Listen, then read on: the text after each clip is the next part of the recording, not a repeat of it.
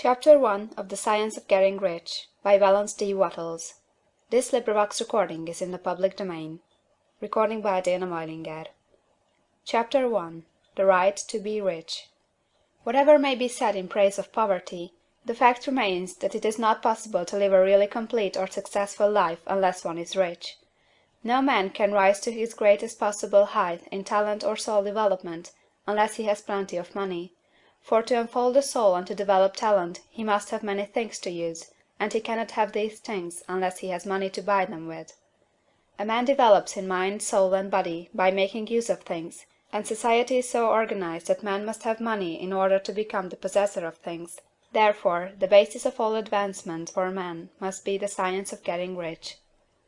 The object of all life is development, and everything that lives has an inalienable right to all the development it is capable of attaining.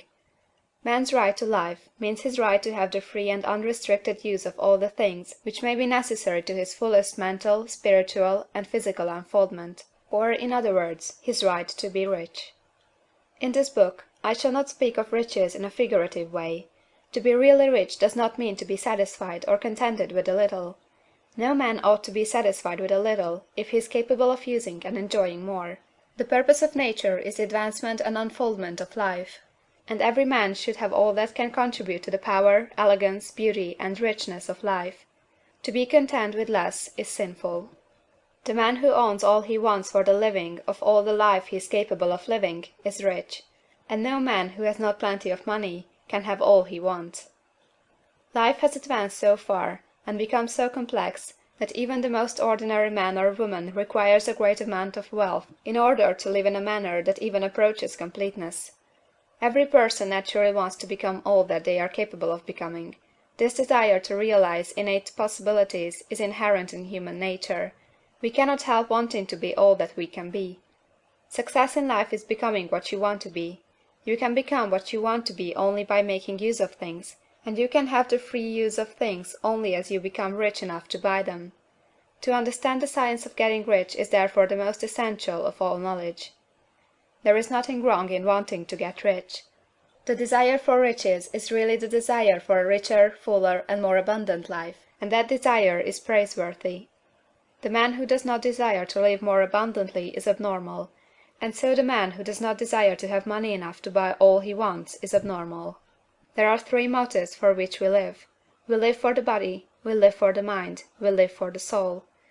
No one of these is better or holier than the other. All are alike desirable, and no one of the three, body, mind, or soul, can live fully if either of the others is cut short of full life and expression.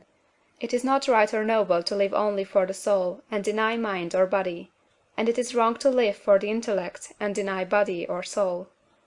We are all acquainted with the loathsome consequences of living for the body and denying both mind and soul, and we can see that real life means the complete expression of all that man can give forth through body, mind, and soul. Whatever he can say, no man can be really happy or satisfied unless his body is living fully in every function, and unless the same is true for his mind and his soul. Wherever there is unexpressed possibility, or function not performed, there is unsatisfied desire. Desire is possibility seeking expression, or function seeking performance. Man cannot live fully in body without good food, comfortable clothing, and warm shelter, and without freedom from excessive toil. Rest and recreation are also necessary for his physical life. He cannot live fully in mind without books and time to study them, without opportunity to travel and observation, or without intellectual companionship. To live fully in mind he must have intellectual recreations, and must surround himself with all the objects of art and beauty he is capable of using and appreciating.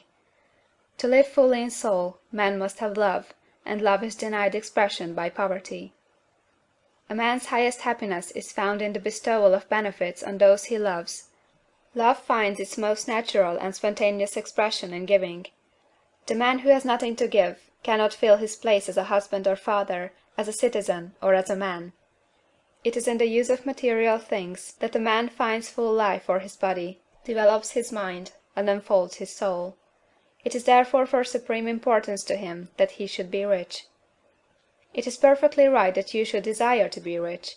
If you are a normal man or woman, you cannot help doing so.